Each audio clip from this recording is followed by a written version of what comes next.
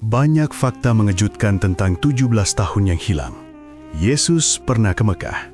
Mazmur 84, Lembah Baka. Yesus kemungkinan menikah. Tradisi rabi wajib cupah. Gunung Sinai bukan di Mesir. Paulus bilang Sinai di Arabia. Keluarga Yesus bukan miskin. Koneksi imamat dan builder profesional. 17 tahun bukan hilang. Namun, tersembunyi dalam geografi yang salah dipahami selama berabad-abad dan dalam teks-teks sejarah yang jarang orang gali. Dari Nazaret ke tambang emas Parvaim di Yaman, melewati lembah Baka, tempat Ibrahim membangun bait suci pertama, naik ke Gunung Horeb di Arabia, tempat Musa dan Elia menerima wahyu, kembali ke Sungai Yordan untuk ritual peralihan, hingga transfigurasi di puncak Gunung Hermon. 17 tahun bukan kekosongan, tetapi perjalanan yang mengubah seorang pemuda dari Nazaret menjadi rabi yang akan menulis ulang sejarah dunia.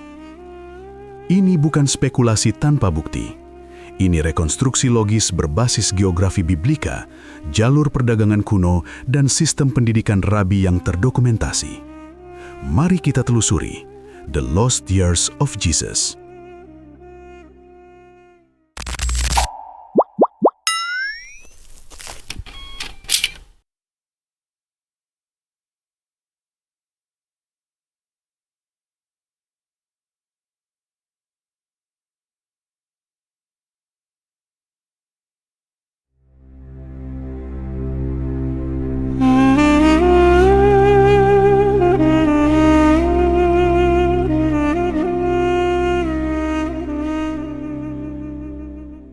Tiga 13 tahun, 30 tahun.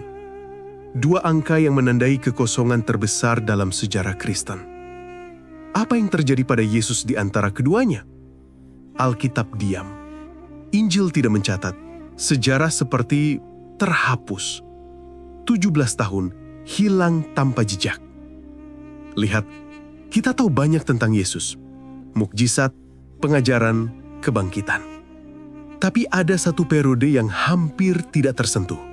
Usia 13 hingga 30 tahun.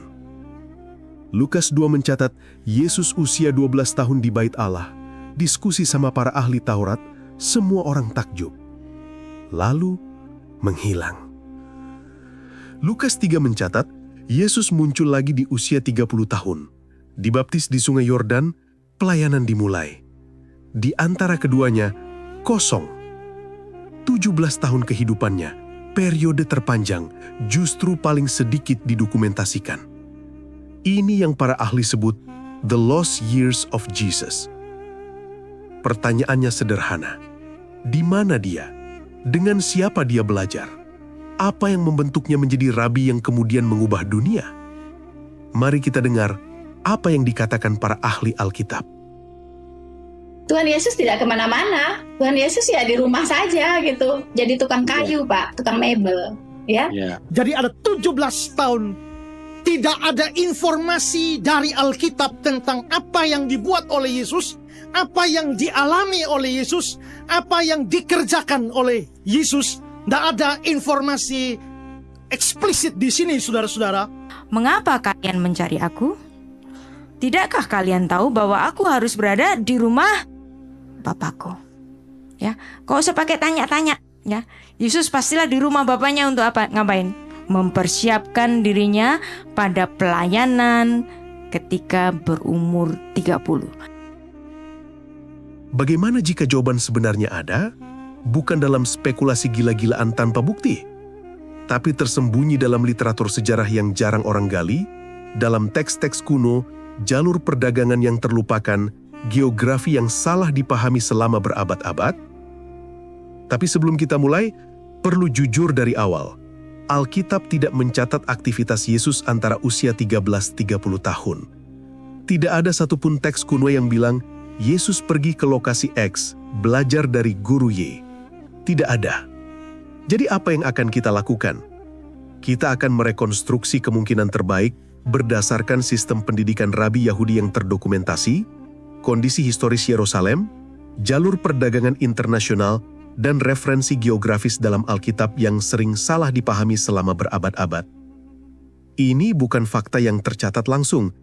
Ini rekonstruksi logis berbasis bukti yang ada. Kita akan jujur tentang apa yang kita tahu dan tidak tahu.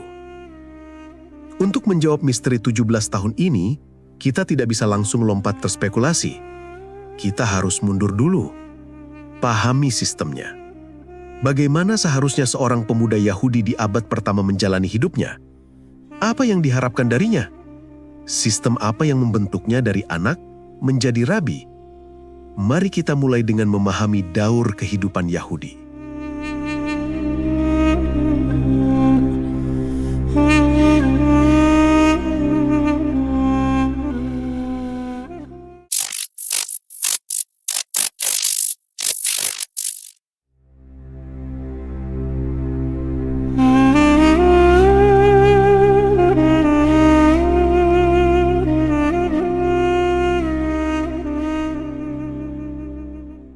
Tradisi Yahudi punya tatanan yang sangat terstruktur, dari lahir sampai mati. Ini bukan sistem fleksibel atau santai-santai. Ini jalur yang sudah ditetapkan. Jalur yang harus dijalani setiap pemuda Yahudi yang ingin jadi pemimpin spiritual. Dan sistemnya terbagi jadi 2 fase besar. Pertama, fase Hagiga Lidat Yelet, atau fase pembentukan identitas 0 sampai 12 tahun. Hari ke-8, Brit Mila, sunat, tanda perjanjian Abraham. Hari ke-30, Pidyon Haben, penebusan anak sulung. Usia 5 tahun, masuk Beit Sefer, atau rumah kitab. Di sini, mereka menghafal Torah, ke-5 kitab, Kejadian, Keluaran, Imamat, Bilangan, Ulangan. Bayangkan, di usia 10 tahun, anak-anak Yahudi sudah hafal sebagian besar Torah. Bukan cuma baca, hafal kata demi kata dalam bahasa Ibrani. Ini bukan main-main. Usia 9 sampai 12 tahun, masuk Beit Midrash atau rumah pembelajaran. Sekarang bukan lagi hafalan. Mereka belajar berpasangan, berdebat, mempertanyakan, menggali makna lebih dalam dari setiap ayat. Mereka duduk di kaki para rabi, mendengarkan, mengamati. Dan di usia 11-12 tahun, terjadi identifikasi krusial. Siapa yang bertakat? Siapa yang punya pemahaman mendalam? Siapa yang bisa jadi calon rabi? Lukas 2:46-47 mencatat, Yesus usia 12 tahun duduk di tengah para ahli Taurat di Bait Suci.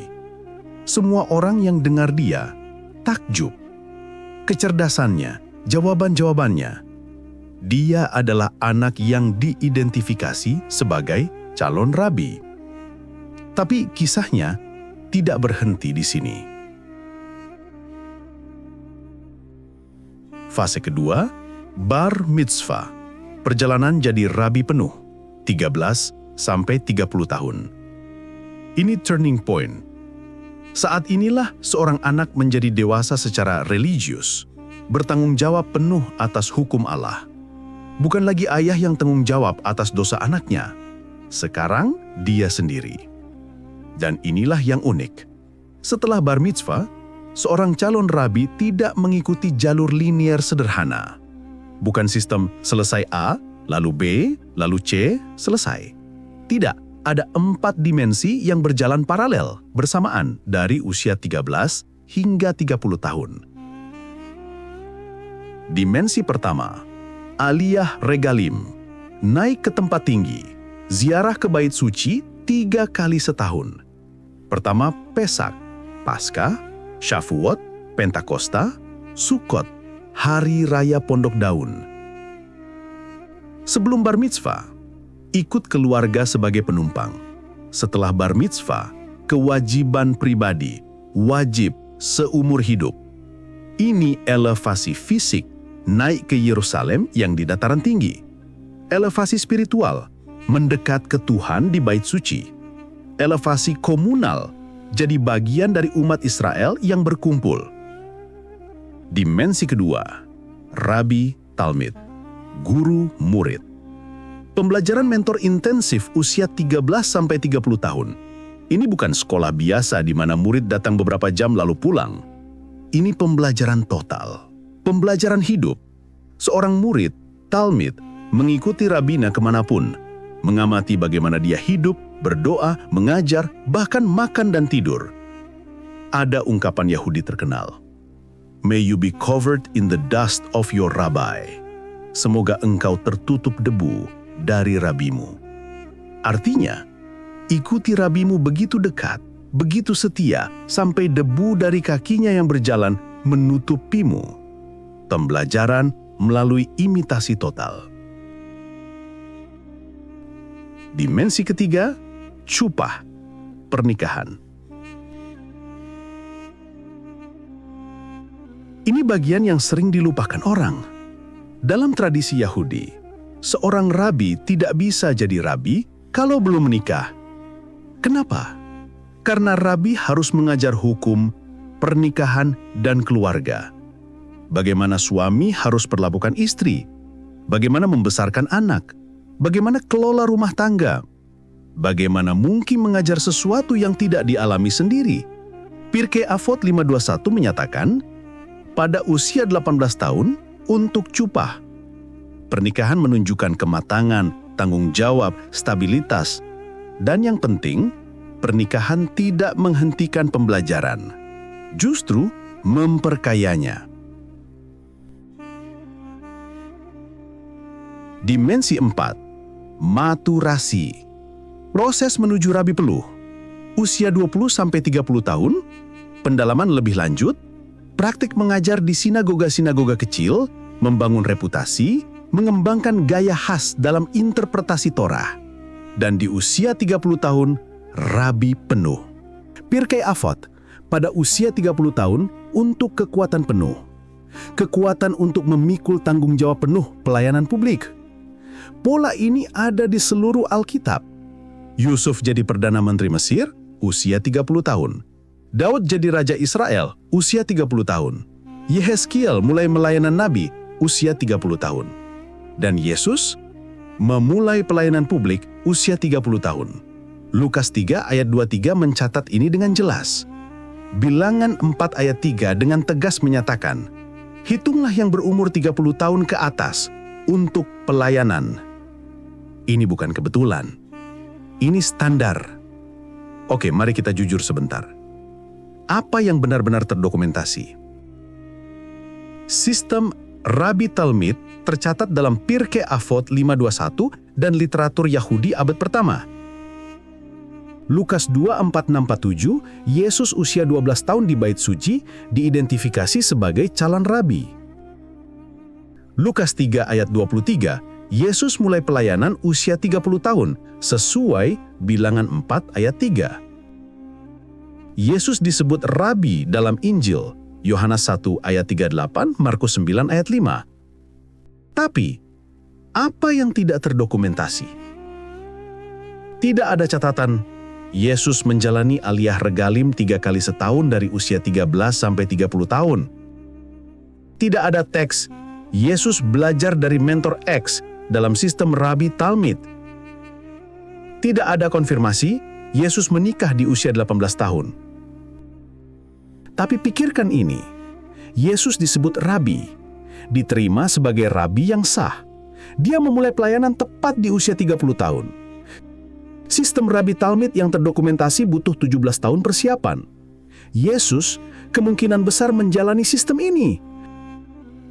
Bukan karena ada dokumen eksplisit yang mencatat, tapi karena dia tidak mungkin jadi rabi yang diakui tanpa menjalani sistem yang dipersyaratkan. Jadi, sekarang strukturnya jelas. 13 tahun, 4 dimensi berjalan paralel. Aliyah regalim, Rabi Talmid, cupah, dan maturasi. Yesus dipastikan menjalani sistem ini karena dia adalah bagian dari tradisi Yahudi. Pertanyaannya, di mana dia menjalani aliyah regalim? Siapa mentornya dalam sistem Rabi Talmid? Apakah dia menikah sesuai tradisi? Bagaimana dia menjalani maturasi menuju rabi penuh? Tapi untuk memahami bagaimana Yesus menjalani sistem ini, kita perlu bertanya pertanyaan yang lebih mendasar. Siapa sebenarnya dia? Dari keluarga seperti apa dia berasal? Karena latar belakang keluarga menentukan akses, koneksi, dan peluang. Dan ternyata, keluarga Yesus bukan seperti yang kita kira.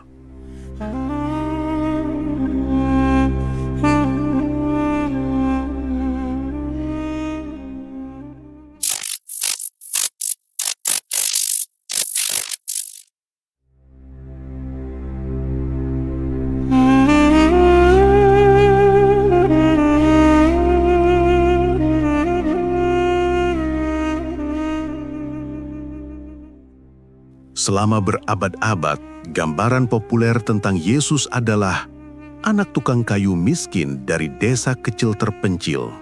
Seorang pemuda sederhana dari Nazaret yang tidak punya apa-apa. Tapi, gambaran ini perlu kita analisis ulang, karena bukti historis dan tekstual menunjukkan gambaran yang sangat berbeda. Yusuf bukan tukang kayu biasa. Alkitab Yunani menyebut Yusuf sebagai tekton. Selama ini diterjemahkan tukang kayu. Tapi arti sebenarnya jauh lebih luas. Tekton adalah master craftsman, ahli konstruksi yang menguasai kayu, batu, struktur bangunan. Ini bukan tukang kayu desa yang bikin perabot sederhana. Ini builder profesional. Dan inilah yang menarik. Nazaret di Galilea tidak punya hutan besar. Gali tanah Nazaret hari ini, apa yang kamu temukan? Batu kapur. Penemuan arkeologis menunjukkan rumah-rumah di wilayah itu dibangun dari batu, bukan kayu. Kayu hanya untuk balok atap dan perabot, bukan bahan konstruksi utama. Artinya, Yusuf kemungkinan besar adalah stone mason, pembangun batu profesional. Dan berdasarkan konteks geografis, ada kota besar bernama Seporis. Jaraknya hanya 6 km dari Nazaret. Pada masa itu, kota ini sedang dibangun ulang oleh Herodes Antipas sebagai ibu kota Galilea. Proyek konstruksi raksasa, butuh ratusan pekerja terampil. Yusuf, sebagai tekton profesional, sangat mungkin terlibat di sana. Pekerjaan tetap, penghasilan stabil, posisi sosial terhormat, bukan buruh miskin. Tapi, koneksi keluarga yang lebih penting ada di sisi Maria. Lukas 1 ayat 36 mencatat detail yang sering diabaikan. Maria adalah saudara, kemungkinan sepupu Elisabet. Dan Elisabet adalah istri Zakaria, imam dari giliran Abia, keturunan Harun. Berhenti sejenak, pahami ini. Ini bukan detail kecil. Ini menempatkan Maria dan Yesus dalam jaringan keluarga imamat terpandang di Yerusalem. Giliran Abia adalah salah satu dari 24 giliran imam yang melayani di Bait Suci. Keturunan Harun adalah garis keimamatan tertinggi dalam tradisi Yahudi. Koneksi ke lingkaran elit. Bukti tambahan, pakaian dan hadiah. Yohanes 19 ayat 23 mencatat, jubah Yesus adalah pakaian tanpa jahitan, chiton arafus, satu potong kain berkualitas tinggi yang ditenun khusus, bukan pakaian tambal sulam orang miskin. Pakaian seperti ini mahal, menunjukkan status sosial tertentu. Ditambah lagi hadiah yang dibawa orang Majus, emas, kemenyan, mur. Hadiah bernilai sangat tinggi. Komoditas perdagangan internasional yang sangat mahal. Bukan pemberian sembarangan untuk keluarga miskin. Oke, mari kita jujur. Apa yang benar-benar tertulis? Yusuf disebut tekton dalam teks Yunani. Maria adalah saudara, kemungkinan sepupu Elisabet. Lukas 1 ayat 36. Jubah Yesus adalah chiton arafus, tanpa jahitan. Yohanes 19 ayat 23. Hadiah majus, emas, kemenyan, mur, Matius 2 ayat 11. Tapi, apa yang tidak tertulis? Tidak ada teks Yusuf adalah pembangun batu kaya yang kerja di Seporis. Tidak ada catatan keluarga Yesus punya status sosial tinggi. Tekton sama dengan stonemason adalah interpretasi berdasarkan arkeologi, bukan definisi eksplisit. Tapi kalau kita gabungkan, arkeologi Nazaret, rumah dari batu kapur bukan kayu. Seporis cuma 6 km dari Nazaret, lagi pembangunan besar.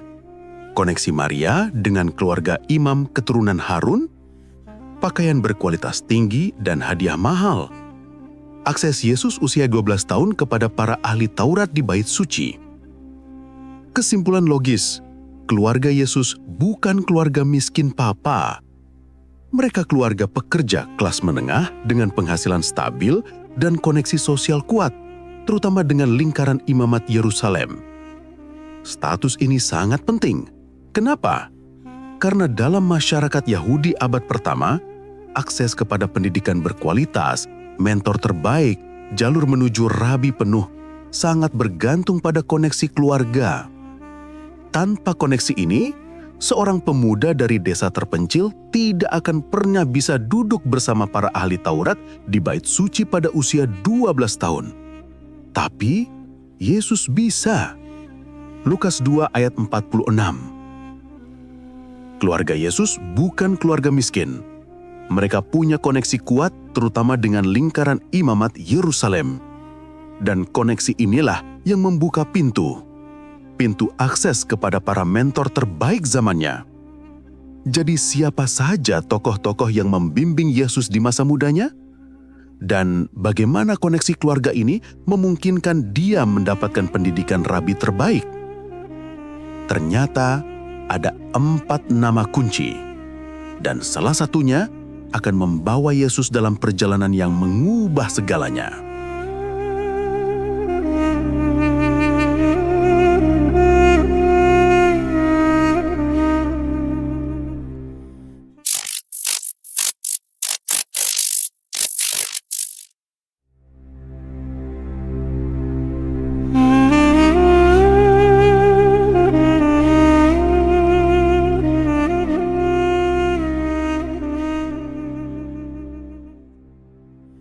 Jadi siapa saja tokoh-tokoh yang membimbing Yesus? Kita mulai dengan Lukas 2 ayat 46. Yesus, usia 12 tahun, duduk di tengah para ahli Taurat di Bait Suci. Ellicott's Commentary mencatat, di antara para dokter yang hadir, kemungkinan ada Hillel yang terhormat, putranya Simeon, dan cucunya Gamaliel. 3 generasi, 1 dinasti intelektual. Mari kita kenali. Pertama, Hillel sang Rabani. Bukan sekedar rabi, Raban, gelar tertinggi. Pendiri Beth Hillel, mazhab interpretasi Torah paling berpengaruh. Moderat, penuh kasih, dihormati semua kalangan. Masa hidupnya 110 sebelum Masehi sampai 10 Masehi, tepat bersinggungan dengan masa muda Yesus. Kedua, Simeon putra Hillel. Sosok penuh Roh Kudus yang menggendong bayu Yesus di Bait Suci, yang mengucapkan nubuat, "Mataku telah melihat keselamatan yang kau sediakan bagi segala bangsa." Koneksi ini menunjukkan keluarga Yesus bukan orang asing di lingkaran elit Yerusalem. Ketiga, Gamaliel, cucu Hillel, rabi terpandang, anggota Sanhedrin yang bijaksana, yang mendidik Yesus muda dalam Torah. Tapi ada masalah. Yerusalem dalam kaos akibat pendudukan Romawi. Para pemimpin seperti Gamaliel tidak bisa meninggalkan kota. Mereka harus tetap mempertahankan sistem keagamaan yang hampir hancur.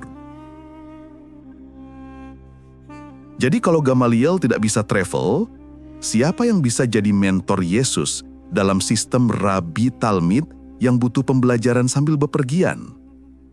Keempat, Yusuf dari Arimatea. Dan ini yang paling krusial. Keempat Injil sepakat. Dia anggota Sanhedrin. Kaya, berasal dari Arimatea. Murid Yesus secara sembunyi-sembunyi. Dan setelah penyaliban, berani meminta tubuh Yesus dari Pilatus, tindakan yang sangat beresiko. Yang tidak dicatat adalah kemungkinan hubungan keluarga. Tradisi abad ke-12 menyebut dia paman Maria. Tapi legenda itu muncul 1000 tahun kemudian tanpa bukti awal. Jadi mengapa kita fokus ke Joseph untuk menjelaskan 17 tahun yang hilang itu? Bukan karena tradisi, tapi karena logical reconstruction. Masalahnya adalah, sistem Rabi Talmid menuntut seorang calon rabi usia 13-30. Memerlukan mentor yang menguasai Torah, bisa travel untuk pembelajaran sambil hidup, dan punya elite connections. Gamaliel tidak bisa meninggalkan Yerusalem yang kacau. Jadi, siapa yang bisa? Joseph Profile memecahkan teka-teki ini. Dari Arimatea, kaya, anggota Sanhedrin. Kombinasi yang menunjukkan dia kemungkinan seorang merchant scholar, pedagang sekaligus cendekiawan. Kombinasi yang jarang ditemui, tapi ada preseden dalam tradisi Yahudi. Secara historis, perdagangan emas dari Arabia Selatan dan timah dari Cornwall sedang booming pada abad pertama. Josephus dan Pliny mencatat keterlibatan pedagang Yahudi dalam rute itu. Jika Joseph terlibat dalam perdagangan ke Arabia, dia punya alasan bisnis yang sah untuk bepergian. Membawa keponakan muda sebagai asisten bisnis tidak mencurigakan. Dan inilah yang membuat skenario Rabi Talmid bisa terjadi di jalan jauh dari Yerusalem yang korup. Solusi yang sempurna. Mengapa hanya Joseph yang bisa melakukan ini? Bandingkan persyaratannya. Penguasaan Torah, Gamaliel unggul, tapi Joseph cukup kuat sebagai anggota Sanhedrin. Koneksi elit, keduanya punya. Kemungkinan meninggalkan Yerusalem, Gamaliel tidak bisa. Joseph bisa. Jaringan internasional, Gamaliel tidak punya. Joseph punya. Alasan bepergian yang sah? Seorang rabi keliling akan dicurigai, tapi pedagang yang bawa keponakannya normal. Sumber daya finansial, Joseph jauh lebih kaya. Joseph adalah satu-satunya figur yang memenuhi semua kriteria. Usia 13-30, 17 tahun. Jika perjalanan dagang dilakukan 1-2 kali setahun, masing-masing 3-6 bulan. Total waktu di perjalanan bisa mencapai 7-10 tahun. Disinilah Yesus belajar. Torah setiap malam dari Joseph. Realitas ekonomi dan ketidakadilan dari dunia perdagangan. Pertemuan dengan budaya-budaya internasional. Kunjungan ke tempat-tempat suci kuno. Ini bukan pendidikan kelas, ini pendidikan hidup. Buktinya, tindakan Joseph setelah penyaliban adalah petunjuk paling kuat. Ketika semua murid melarikan diri, bahkan Petrus menyangkal, Joseph, anggota dewan yang sama yang menyerahkan Yesus, justru tampil berhadapan langsung dengan Pilatus. Beresiko menghilangkan jabatan, dikucilkan, bahkan ditangkap, dan dia memberikan makam keluarganya sendiri. Ini bukan tindakan seorang murid 3 tahun. Ini menunjukkan hubungan yang jauh lebih dalam, mungkin 15-17 tahun sebagai mentor dan talmid. Mari kita jujur, tidak ada dokumen kuno menyatakan Joseph of Arimatea menjadi mentor Yesus selama 17 tahun. Tidak ada. Tapi jika kita menyatukan profil Joseph, tuntutan sistem Rabi Talmid, kondisi Yerusalem, bukti kedalaman relasi, konteks perdagangan era tersebut, dan proses eliminasi terhadap semua kandidat, Joseph of Arimatea muncul sebagai figur paling masuk akal. Bukan karena tradisi, bukan karena dokumen eksplisit, tapi karena rekonstruksi logis berbasis bukti. Dan jika ini benar, perjalanan dagang Joseph ke Arabia membuka babak besar untuk memahami kemana Yesus pergi selama 17 tahun yang hilang itu. Yesus tidak hanya belajar dari satu guru. Ada jejak Hillel yang bijaksana, Simeon yang penuh roh, Gamaliel sang ahli Torah, dan Joseph of Arimathea, merchant rabi yang mungkin membawanya dalam perjalanan yang mengubah segalanya. Namun, ada satu masalah besar, satu fakta yang menggeser seluruh skenario. Yerusalem, tempat yang seharusnya menjadi pusat pembelajaran, justru dalam kekacauan total.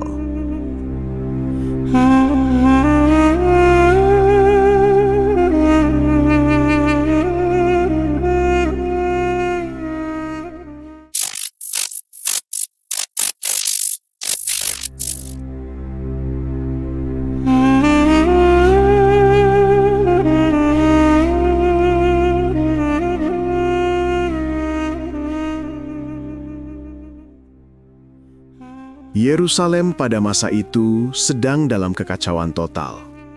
Ini bukan kondisi sementara. Ini trauma beruntun yang berlangsung lebih dari 200 tahun. Sejak Antiochus IV Epiphanes, 175-164 sebelum Masehi, menyembelih babi di altar Bait Suci, penistaan terburuk yang bisa dibayangkan bagi orang Yahudi. Dilanjutkan pendudukan Romawi oleh Pompeius, 63 sebelum Masehi, Julius Caesar, hingga era prefek Romawi seperti Pontius Pilatus 26-36 Masehi. Tanah Suci mengalami penindasan yang tiada henti. Josephus Flavius, sejarawan Yahudi Romawi yang menulis pada abad pertama, mencatat dalam The Jewish War. Penindasan brutal terhadap penduduk Yahudi. Helenisasi paksa yang menghancurkan identitas budaya. Penyembahan kaisar sebagai dewa, kultus divi, yang dipaksakan kepada bangsa yang beriman pada satu Tuhan, dan penistaan Bait Suci yang terjadi berulang kali. Yerusalem bukan lagi kota suci yang menjadi pusat spiritual Israel. Ia telah berubah menjadi simbol penindasan. Kota yang diduduki tentara asing, tempat di mana kemurnian spiritual telah tercemar oleh kekuasaan politik yang korup. Puncak kehancuran datang hanya 40 tahun setelah Yesus memulai pelayanannya. Tahun 70 Masehi, Jenderal Titus, putra Kaisar Vespasianus, memimpin penghancuran total Yerusalem dalam The Great Revolt. Bait Suci yang megah dibakar habis. Emas yang melapisi dinding dan menorah, lampu emas 7 cabang yang paling suci, dirampok dan dibawa ke Roma sebagai jarahan perang. Ratusan ribu orang Yahudi, tua, muda, laki-laki, perempuan, anak-anak dibantai tanpa ampun. Bukti kehancuran ini masih berdiri hingga kini. Arch of Titus di Roma, dibangun tahun 81 Masehi. Relief yang mempertontonkan menorah dan harta Bait Suci dibawa sebagai jarahan perang. Monumen kemenangan Romawi atas bangsa Yahudi. Penindasan berlanjut puluhan tahun setelahnya, bahkan hingga masa Konstantin pada abad keempat yang mengubah Yerusalem menjadi kota Kristen dan identitas Yahudinya semakin terkikis. Pertanyaan krusial muncul. Di mana Yesus belajar? Jika Yerusalem dalam kondisi seperti ini, penuh kekerasan, Bait Suci ternajis berkali-kali, sistem pendidikan agama lumpuh, para rabi hidup dalam ketakutan dan tekanan politik, bagaimana mungkin Yesus bisa menjalani pendidikan rabi yang intensif selama 17 tahun di sana? Bagaimana mungkin seorang calon rabi bisa belajar dengan tenang? Bisa menjalani dimensi aliyah regalim dengan benar? Bisa memenuhi kewajiban ziarah ke Bait Suci yang seharusnya suci tetapi telah ternoda? Jawabannya sederhana dan jelas. Ia tidak bisa. Yerusalem sudah kotor secara spiritual. Bait Suci tidak lagi layak sebagai pusat pembelajaran agama. Pembelajaran harus dilakukan di tempat lain, jauh dari kekacauan, jauh dari penindasan, di tempat di mana kemurnian spiritual masih bisa dijaga. Disinilah sistem Rabi Talmid menjadi kunci untuk memahami 17 tahun yang hilang. Rabi Talmid bukan sekedar sistem pendidikan di ruang kelas. Ini adalah pembelajaran sambil bepergian. Pembelajaran melalui pengalaman langsung, pembelajaran mengikuti mentor kemanapun ia pergi. Dan dengan Gamaliel yang tidak bisa meninggalkan Yerusalem, Joseph of Arimathea, pengusaha tambang internasional, menjadi mentor pengganti yang sempurna. Dia punya alasan bisnis untuk bepergian jauh, punya jaringan tadang internasional, dan sebagai wali sah Yesus, punya tanggung jawab untuk membimbing keponakannya.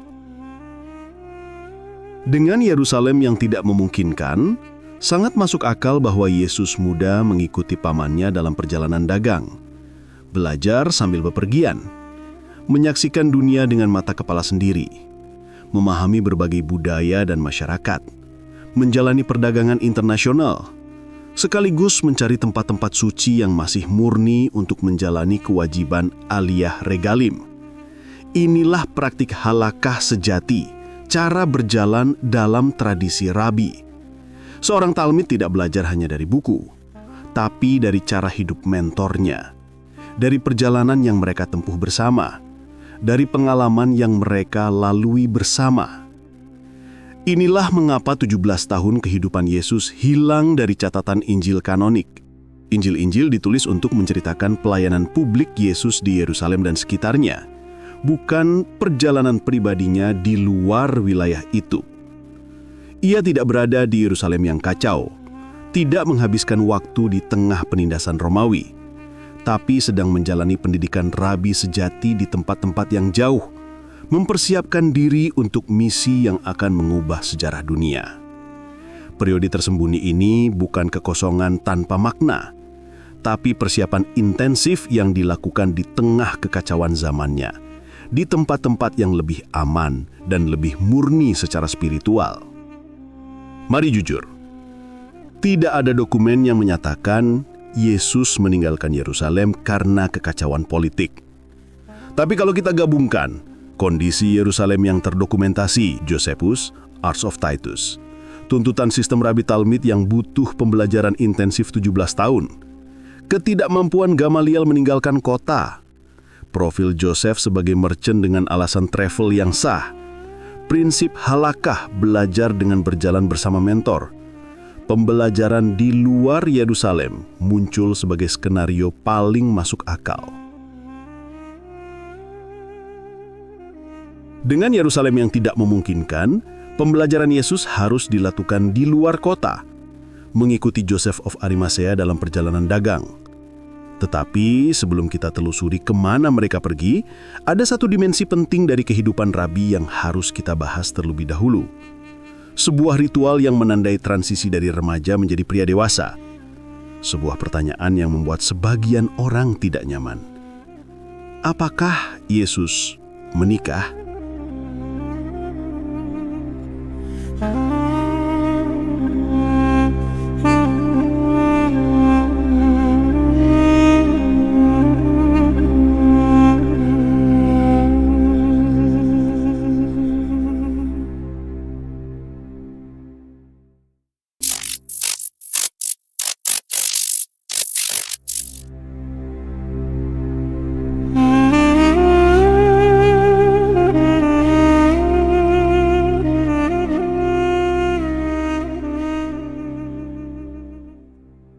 Dalam tradisi Yahudi, jubah bukan sekadar upacara pernikahan. Ia melambangkan transisi menuju kedewasaan penuh dan tanggung jawab spiritual. Pirkei Avot 5 ayat 21 menyatakan, pada usia 18 tahun untuk jubah, tajuk pernikahan. Pernikahan menunjukkan kematangan, tanggung jawab, stabilitas yang diperlukan untuk pelayanan. Dan yang penting, pernikahan tidak menghentikan pembelajaran, justru memperkayanya. Karena seorang calon rabi sekarang memahami dinamika kehidupan keluarga yang nyata. Ini poin krusial yang sering diabaikan. Seorang rabi diharapkan, bahkan dipersyaratkan, sudah menikah. Mengapa? Pertama, kredibilitas dalam pengajaran. Bagaimana seorang rabi bisa mengajarkan hukum-hukum tentang pernikahan, kiddushin, kehidupan keluarga, hubungan suami istri, membesarkan anak, jika dia tidak memiliki pengalaman langsung? Seorang rabi yang belum menikah tidak akan dipercaya untuk memberikan nasihat pernikahan atau menyelesaikan sengketa keluarga. Dan ini bagian besar dari tugas seorang rabi. Kedua, pemenuhan mitzvot. Perintah pertama dalam Taurat, beranak cuculah dan bertambah banyaklah, Kejadian 1 ayat 28. Seorang pemimpin spiritual diharapkan menunjukkan ketaatan pada perintah ini. Bagaimana bisa memimpin umat jika tidak menjalankan perintah paling dasar? Ketiga, pemahaman tentang kehidupan. Pernikahan dianggap memberikan pemahaman yang lebih dalam tentang hubungan manusia dengan Tuhan. Karena hubungan suami istri sering digunakan sebagai metafora untuk hubungan Tuhan dengan Israel dalam kitab para nabi. Sekarang, mari kita lihat bagaimana Yesus dipersepsikan dalam Injil kanonik. Secara konsisten, Yesus disebut sebagai Rabi atau Rabboni, guru yang sah dan diakui. Murid-murid memanggilnya Rabi, Yohanes 1 ayat 38. Orang Farisi dan ahli Taurat menyapanya dengan gelar ini, Markus 9 ayat 5 dan 11, Yohanes 6 ayat 25. Ia mengajar di sinagoga-sinagoga, Markus 1 ayat 21, Lukas 4 ayat 16, sesuatu yang tidak akan diizinkan jika ia bukan rabi yang diakui. Ia memiliki talmidim, murid-murid yang mengikutinya sesuai sistem Rabbi Talmid. Semua ini menunjukkan Yesus diterima sebagai rabi yang sah oleh masyarakat Yahudi pada zamannya. Jika Yesus diterima sebagai rabi, dan catatan Injil menunjukkan dia memang diterima demikian, maka menurut norma sosial dan religius, ia seharusnya sudah menikah pada usia 30 tahun ketika ia memulai pelayanannya. Mengapa hal ini penting? Pertama, pada usia 30 tahun, seorang pria Yahudi yang belum menikah akan dianggap sangat tidak biasa, bahkan mencurigakan. Orang akan bertanya, ada apa dengan dia? Mengapa tidak ada keluarga yang mau menjodohkan anak perempuannya dengan dia? Kedua, status selibat akan menjadi hal yang sangat luar biasa dan kontroversial, sehingga pasti akan dikomentari atau dijelaskan dalam teks-teks. Seperti halnya kelompok Esseni yang hidup selibat di Qumran selalu disebutkan sebagai sesuatu yang aneh dan luar biasa. Namun, tidak ada satupun penjelasan seperti itu dalam Injil tentang Yesus yang hidup selibat. Ada beberapa petunjuk dalam teks yang sering terabaikan. Pertama, pesta perkawinan di Kana, Yohanes 2 ayat 1-11. Dalam kisah ini, ada detail menarik. Maria, ibu Yesus, tampaknya memiliki peran khusus dalam pesta ini. Dialah yang memberitahu Yesus tentang kekurangan anggur, seolah-olah dia memiliki tanggung jawab atas kelancaran pesta. Yesus memberikan respons yang menunjukkan ada sesuatu yang lebih dari sekadar tamu biasa. Ia terlibat langsung dalam menyelesaikan krisis anggur, bukan hanya membiarkannya sebagai masalah tuan rumah. Beberapa penafsir menyarankan, Yesus mungkin adalah pengantin pria yang akan menjelaskan mengapa Maria merasa bertanggung jawab dan mengapa Yesus terlibat langsung. Kedua, hubungan Yesus dengan Maria Magdalena. Hubungan ini dalam Injil, terutama Injil Yohanes, menunjukkan kedekatan yang tidak biasa dalam konteks budaya Yahudi yang sangat ketat tentang interaksi laki-laki dan perempuan yang bukan muhrim. Maria Magdalena adalah orang pertama yang melihat Yesus yang telah bangkit. Yohanes 20 ayat 11-18. Mengapa perempuan ini yang dipercaya untuk melihat kebangkitan terlebih dahulu, bukan Petrus atau Yohanes? Yesus menyebutnya dengan namanya secara pribadi, Maria, dengan nada yang sangat personal. Dia dipercaya untuk mengabarkan kebangkitan kepada para rasul, peran yang sangat penting dan biasanya tidak diberikan kepada perempuan dalam budaya Yahudi abad pertama. Ketiga, Injil Filipus 63 ayat 32 sampai 64 ayat 5. Sebuah teks apokrif dari abad kedua atau ketiga Masehi menyatakan, dan pendamping sang penyelamat adalah Maria Magdalena. Kristus mencintainya lebih dari semua murid dan biasa menciumnya sering di mulutnya. Meskipun teks ini bukan bagian dari kanon dan memiliki bagian yang rusak, ia memberikan petunjuk tentang persepsi hubungan Yesus dan Maria Magdalena di kalangan komunitas Kristen awal tertentu.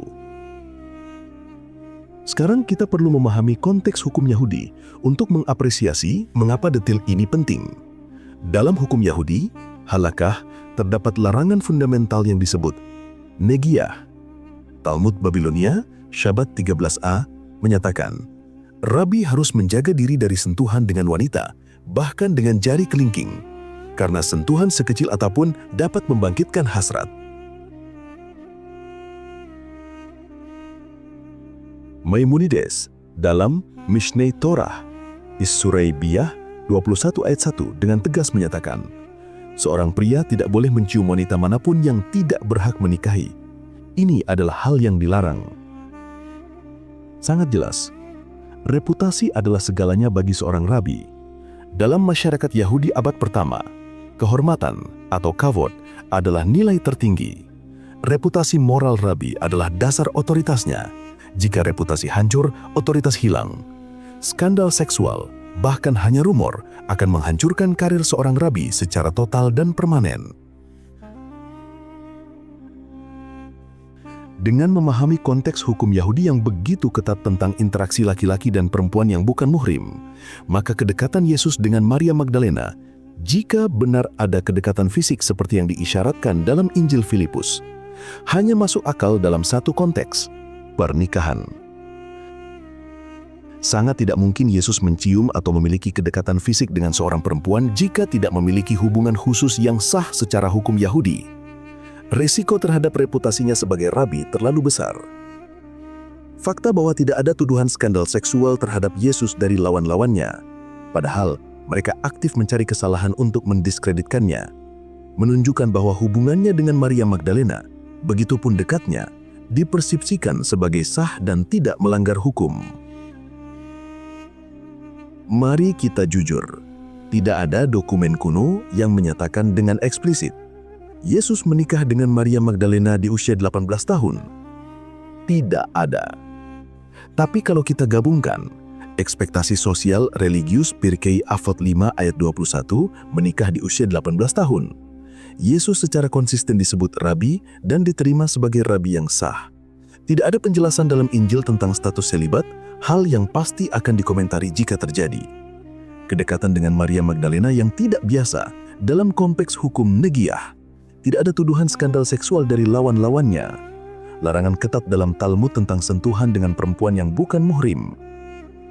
Kemungkinan Yesus menikah muncul sebagai skenario yang lebih masuk akal daripada selibat seumur hidup.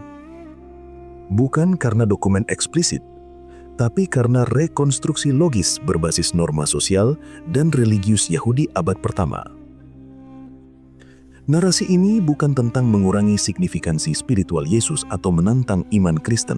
Sebaliknya, ini tentang memahami Yesus dalam konteks yang sepenuhnya manusiawi, sebagai seorang Yahudi abad pertama yang menjalani sistem pendidikan zamannya, yang berziarah ke tempat-tempat suci seperti pendahulunya, yang hidup dan belajar dalam tradisi rakyatnya sendiri.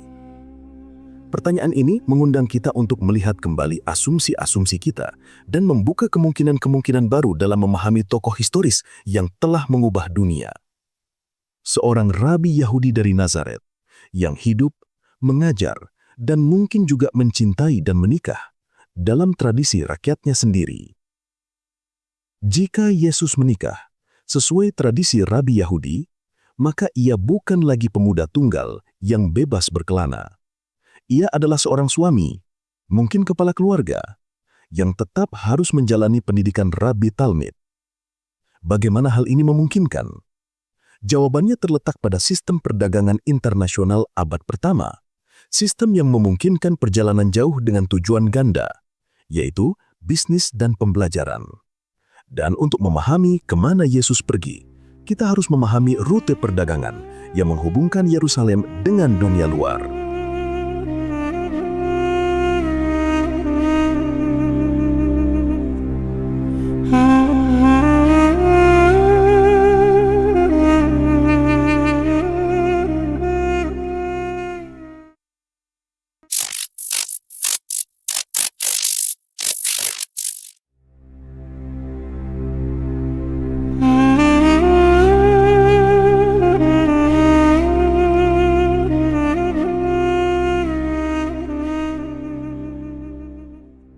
Pada abad pertama Masehi, dunia Mediterania terhubung oleh jaringan perdagangan yang sangat maju. Jauh lebih maju daripada yang dibayangkan kebanyakan orang.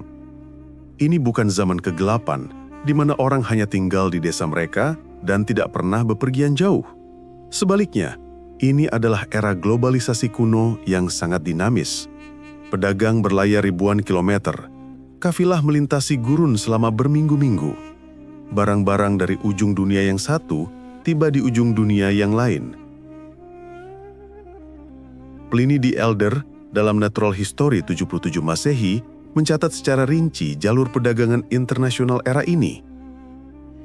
Josephus dalam Jewish Antiquities mencatat keterlibatan pedagang Yahudi dalam perdagangan jarak jauh. Periplus Maris Erythrae, abad ke-1 Masehi, manual navigasi pedagang, menggambarkan rute pelayaran dari Mesir hingga India dengan detail yang mengejutkan. Ada 3 rute perdagangan utama yang menghubungkan berbagai wilayah dunia kuno, dan semuanya melewati atau bermuara di wilayah Mediterania Timur, termasuk Yerusalem. Rute pertama, rute rempah dari India. India, yang kemungkinan adalah Ofir yang disebutkan dalam Alkitab sebagai sumber emas dan barang-barang berharga untuk Raja Salomo. 1 Raja-Raja 9 ayat 28. Sumber utama rempah-rempah, permata, kayu cendana, gading, emas dari timur. Barang-barang eksotis ini sangat diminati di seluruh wilayah Mediterania, terutama oleh elit Romawi yang membayar harga sangat tinggi untuk lada, kayu manis, jahe, dan tekstil sutra.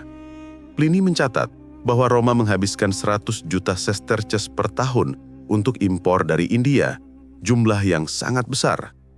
Rute ini melewati Laut Arab, menyusuri pantai Arabia, kemudian naik ke utara melalui jalur darat menuju Petra, Gaza, dan akhirnya ke pelabuhan-pelabuhan Mediterania.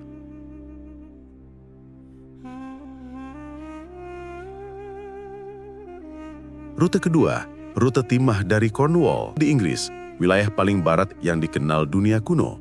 Sumber utama timah bagi seluruh dunia Mediterania. Dan timah adalah logam krusial untuk membuat perunggu, campuran tembaga dan timah yang digunakan untuk senjata, alat, dan perhiasan. Diodorus Siculus, abad ke-1 sebelum Masehi, dalam Bibliotheca Historica, mencatat pedagang Fenisia yang berlayar ke Kepulauan Cassiterides, Cornwall, untuk mendapatkan timah. Kemudian pedagang Romawi dan Yahudi mengikuti jejak mereka. Perjalanan ini berbahaya, memakan waktu berbulan-bulan, tetapi keuntungannya sangat besar, karena timah bernilai sangat tinggi. Rute ketiga, rute emas dari Arabia Selatan.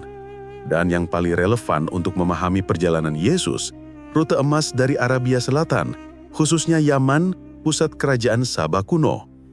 Arabia Selatan adalah penghasil emas berkualitas terbaik, kemenyan, mur, 3 komoditas yang sangat berharga dalam dunia kuno. Strabo dalam Geografi, abad ke-1 Masehi, mencatat bahwa Arabia Felix, Yaman, adalah negeri termakmur di dunia karena perdagangan kemenyan dan mur. Kemenyan dan mur digunakan dalam ritual keagamaan di seluruh Mediterania dan Timur Tengah, termasuk di Bait Suci Yerusalem. Sementara emas adalah standar kekayaan universal. Jalur perdagangan ini sangat menguntungkan dan menjadi urat nadi ekonomi regional, menghubungkan Yaman dengan Yerusalem, Petra, Damaskus, dan kota-kota besar lainnya. Ketiga rute ini bukan jalur yang terpisah total. Mereka saling berpotongan, terutama di wilayah Arabia dan Levan.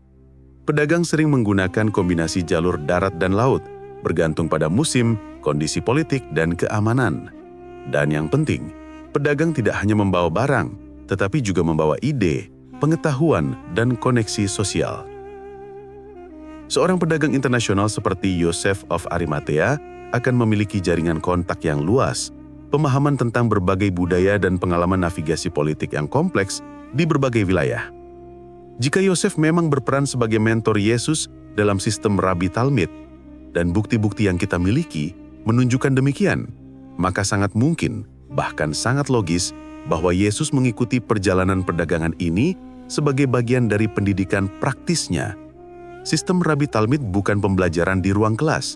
Ini adalah pembelajaran hidup, di mana seorang Talmid mengikuti rabinya kemanapun, menyaksikan bagaimana ia bekerja, berinteraksi dengan orang, membuat keputusan, menyelesaikan konflik, dan menjalani Taurat dalam kehidupan nyata.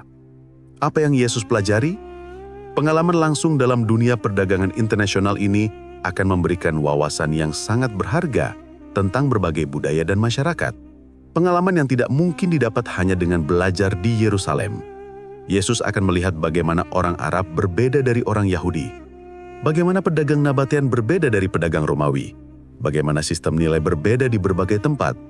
Ia akan belajar bahasa lain, memahami cara negosiasi, mengamati ketidakadilan dalam perdagangan budak dan eksploitasi, menyaksikan kemiskinan dan kekayaan yang ekstrim.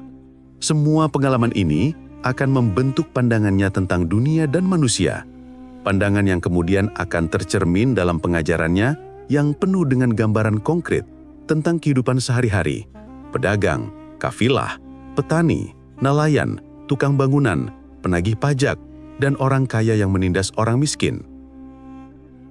Mari kita jujur, tidak ada dokumen kuno yang menyatakan Yesus mengikuti Yosef of Arimathea dalam perjalanan dagang ke India, Cornwall atau Arabia Selatan. Tidak ada.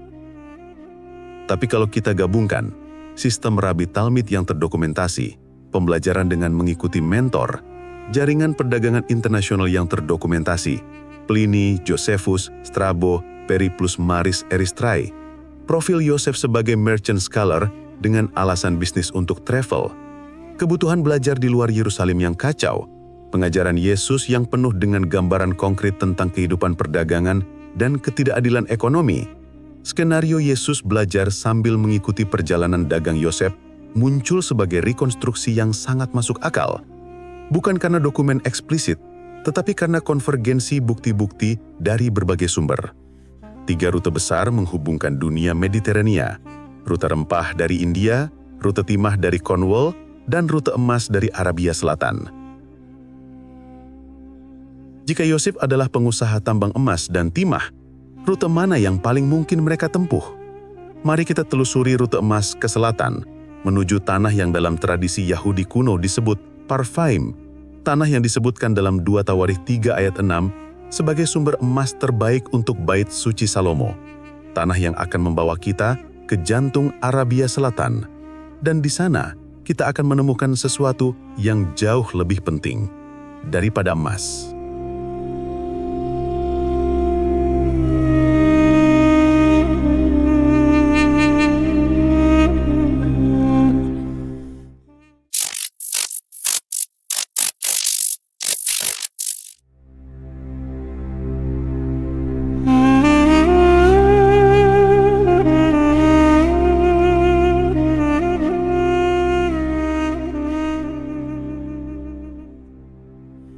Orang-orang Yahudi menjalankan bisnis tambang di Arabia Selatan, wilayah penghasil tambang emas terbaik. Bagaimana kita bisa mengetahui informasi ini? Mari kita telusuri jejak-jejaknya dalam kitab suci.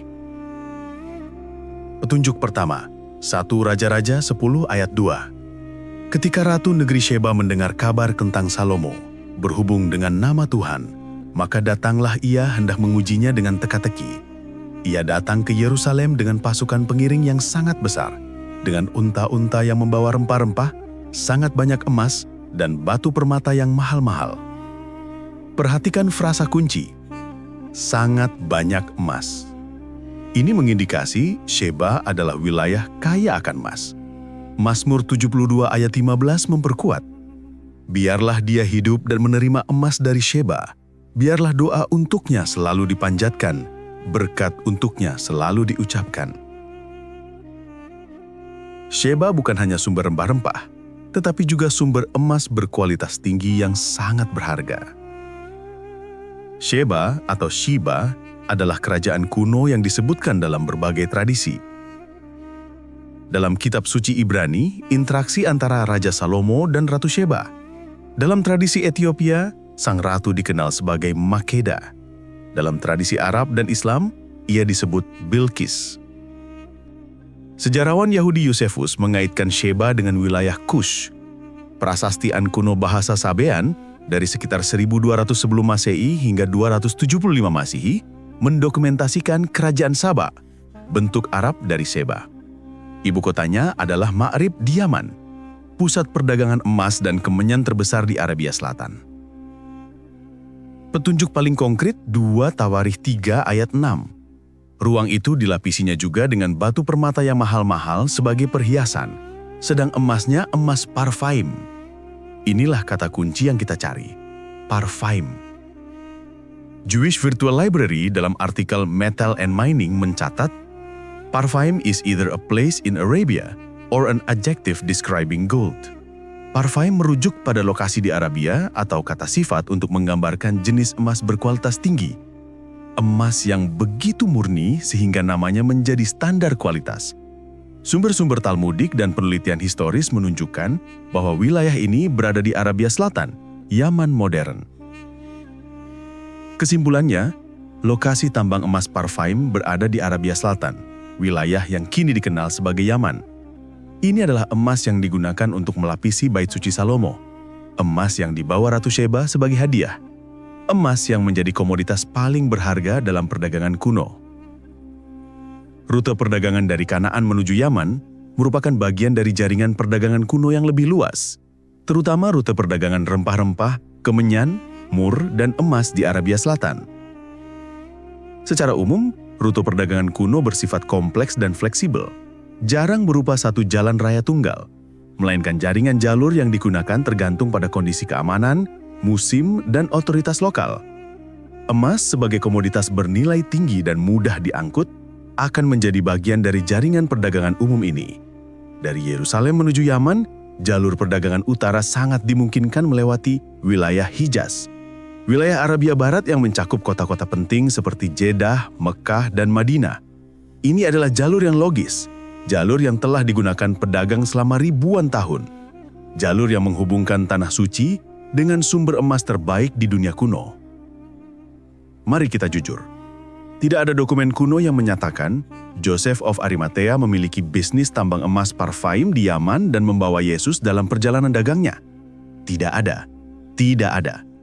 Tapi kalau kita gabungkan, referensi biblikal eksplisit tentang Parvaim sebagai sumber emas untuk Bait Suci, 2 Tawarikh 3 ayat 6, kisah Ratu Sheba membawa sangat banyak emas dari Arabia Selatan, 1 Raja-Raja 10 ayat 2, prasasti Sabean yang mendokumentasikan kerajaan Saba di Ma'rib Yaman, Jewish Virtual Library mengidentifikasi Parvaim sebagai lokasi di Arabia, rute perdagangan historis yang melewati Hijaz menuju Yaman, profil Joseph sebagai merchant dengan alasan bisnis untuk travel, kebutuhan emas berkualitas tinggi untuk keperluan ritual Yahudi.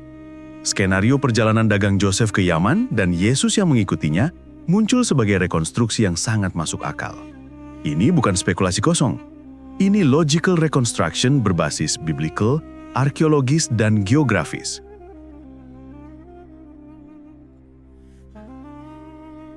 Sekarang kita punya kesimpulan berdasarkan fakta geografis. Jalur kafilah perdagangan memang melewati Hijaz. Ini adalah rute logis dari Yerusalem menuju Yaman. Begitu juga sebaliknya. Dan jika Joseph adalah pengusaha tambang emas dari Yudea yang punya koneksi dengan tambang emas Parvaim di Yaman, maka sangat masuk akal bahwa perjalanan dagangnya dan perjalanan Yesus yang mengikutinya akan melalui jalur ini. Perjalanan ke Yaman untuk urusan tambang emas Parvaim sudah jelas motifnya. Tetapi ada dimensi lain yang harus dipenuhi. Aliyah Regalim, kewajiban ziarah ke Bait Suci.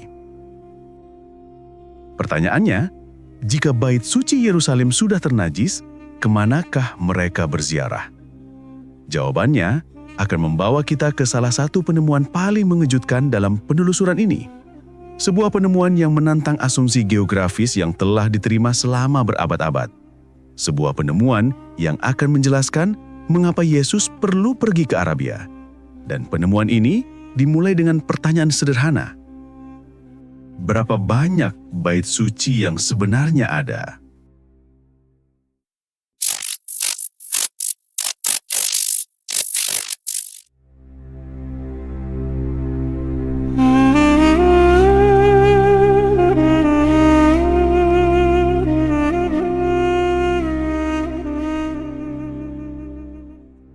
Aliyah Regalim merupakan salah satu dimensi yang wajib dijalankan oleh Yesus.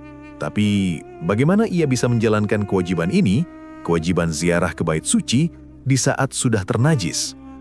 Apakah Aliyah Regalim bisa merujuk tempat lain selain Yerusalem? Jawabannya, sangat memungkinkan. Mengapa? Kondisi Yerusalem yang tidak memungkinkan.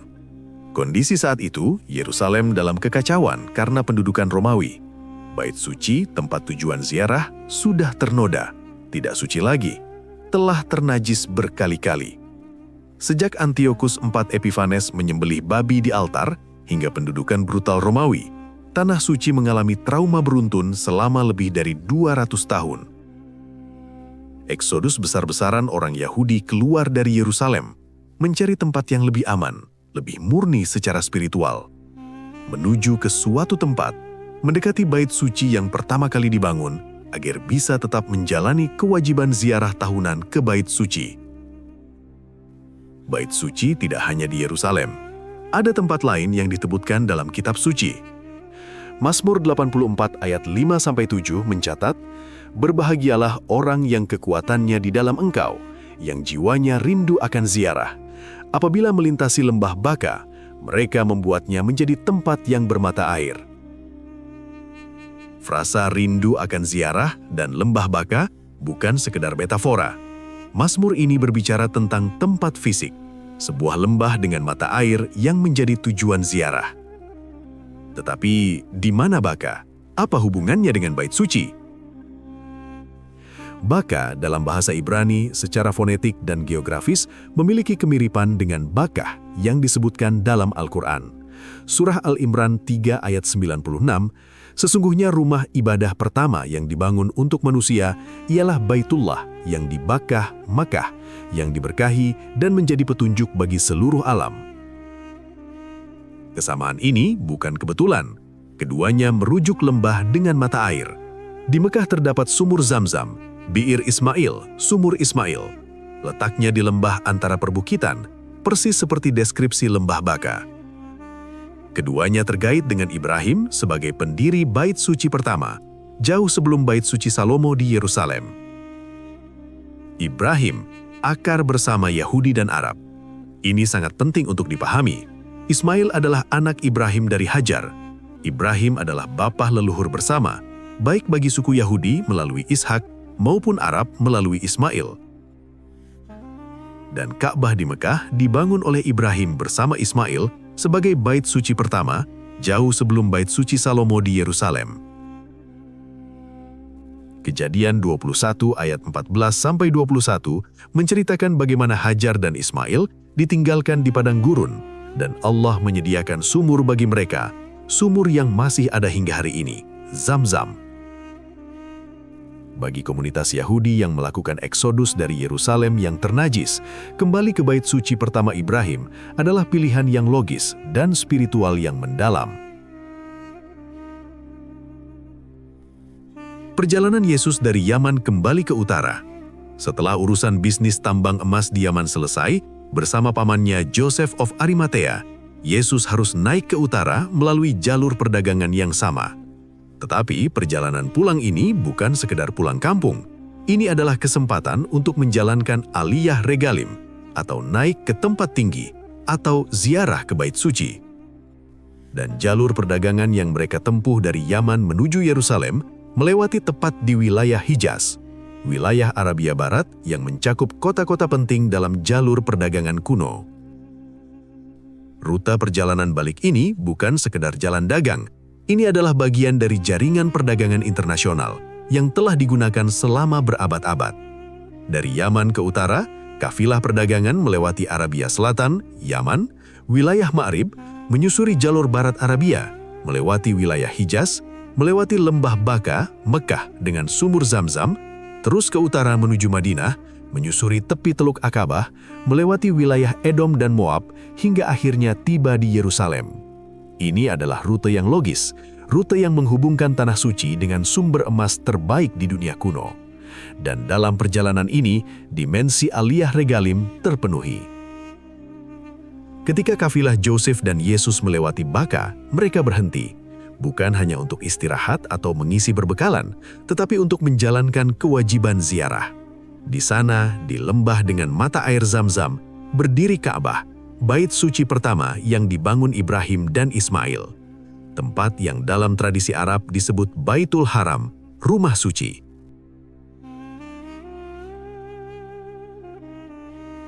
Yesus sebagai calon rabi yang menjalani aliyah regalim, naik ke tempat yang sama di mana nenek moyangnya, Ibrahim pertama kali, mendirikan tempat ibadah untuk Tuhan Yang Esa.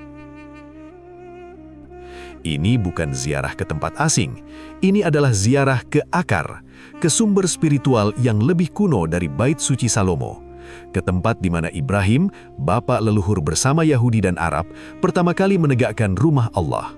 Di Baka, Yesus menyaksikan ritual yang dilakukan keturunan Ismail, tawaf, mengelilingi Ka'bah sebanyak 7 putaran.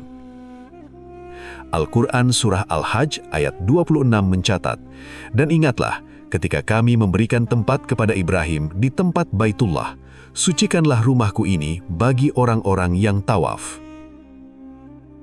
7 putaran dalam tawaf memiliki makna kosmologis, 7 lapis langit, kesempurnaan ibadah, hidup yang berpusat pada Allah. Dan saat menyaksikan ritual ini, Yesus yang telah menerima tefilin sebagai tanda perjanjian Israel memahami paralelisme spiritual yang mengejutkan. Tefilin merupakan tanda ikatan antara Tuhan dan umat Yahudi.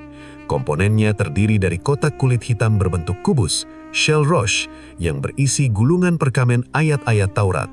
Keluaran 13 ayat 1-10, Keluaran 13 ayat 11-16, Ulangan 6 ayat 4-9, Ulangan 11 ayat 13-21. Kotak ini ditempatkan di dahi. Komponen kedua adalah shel yed, tali kulit yang dililitkan di sekeliling lengan kiri, tangan, dan jari sebanyak 7 lilitan saat ritual doa pagi. Inti dari tefilin adalah Shema Israel, deklarasi keesaan Tuhan dalam Ulangan 6 ayat 4-9. Dengarlah, hai orang Israel, Tuhan itu Allah kita, Tuhan itu Esa. Kasihilah Tuhan, Allahmu, dengan segenap hatimu. Haruslah juga engkau mengikatkannya sebagai tanda pada tanganmu, dan haruslah itu menjadi lambang di dahimu. Angka 7 bukan kebetulan. Dalam tradisi Yahudi, 7 lilitan melambangkan kesempurnaan spiritual. 7 hari penciptaan, 7 lapis pemahaman tentang Taurat. Perhatikan paralelisme ini dengan seksama. Tefilin, 7 lilitan di lengan, kotak kubus di dahi, deklarasi Tuhan itu Esa. Tawaf, 7 putaran mengelilingi Ka'bah berbentuk kubus, deklarasi dalam surah Al-Ikhlas ayat 1-4. Katakanlah Muhammad, dialah Allah yang Maha Esa. Allah tempat meminta segala sesuatu. Allah tidak beranak dan pula tidak diperanakan, dan tidak ada sesuatu yang setara dengan Dia. 2 ritual, 1 akar, 1 pesan, keesaan Tuhan. Ibrahim, bapak leluhur kedua bangsa, mewariskan kepada Ishak dan Ismail 2 bentuk ibadah yang berbeda, tetapi dengan inti teologis yang identik. Ini bukan kebetulan. Ini adalah kesaksian bahwa meskipun jalur spiritual mereka terpisah, fondasi iman mereka tetap satu, tauhid, keesaan Allah yang mutlak. Mari kita jujur, tidak ada dokumen kuno yang menyatakan secara eksplisit Yesus berziarah ke Baka, Mekah, dan menyaksikan ritual tawaf serta memahami paralelismenya dengan tefilin. Tidak ada. Tapi kalau kita gabungkan, referensi biblikal eksplisit tentang lembah Baka sebagai tempat ziarah, Mazmur 84 ayat 5-7, kesamaan fonetik dan geografis antara Baka, Ibrani, dan Baka, Arab.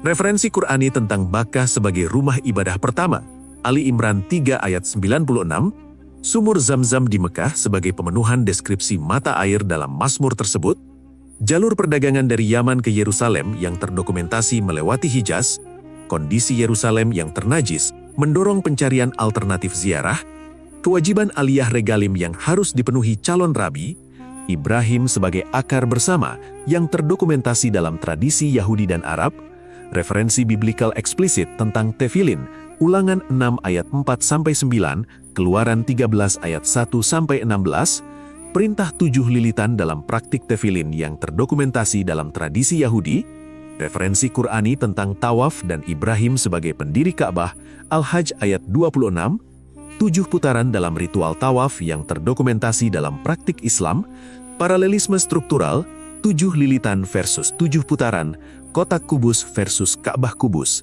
paralelisme teologis, Shema Israel, Tuhan itu Esa, dan Al-Ikhlas, Allah yang Maha Esa. Skenario Yesus melakukan aliyah regalim ke Baka, menyaksikan ritual tawaf, dan memahami paralelismenya dengan tefilin yang ia kenakan, muncul sebagai rekonstruksi yang sangat masuk akal. Bukan karena dokumen eksplisit, tetapi karena konvergensi bukti-bukti dari berbagai sumber. Teks biblikal, geografi, jalur perdagangan historis, paralelisme ritual dan teologi, sistem pendidikan rabi yang mengharuskan aliyah regalim. Ini bukan spekulasi kosong, ini adalah logical reconstruction berbasis bukti yang saling menguatkan. Setelah memahami paralelisme dengan tefilin yang ia kenakan, Yesus melanjutkan perjalanan spiritual yang lebih dalam, naik ke tempat yang lebih tinggi, tempat di mana Musa dan Elia menerima wahyu, yaitu Gunung Horeb.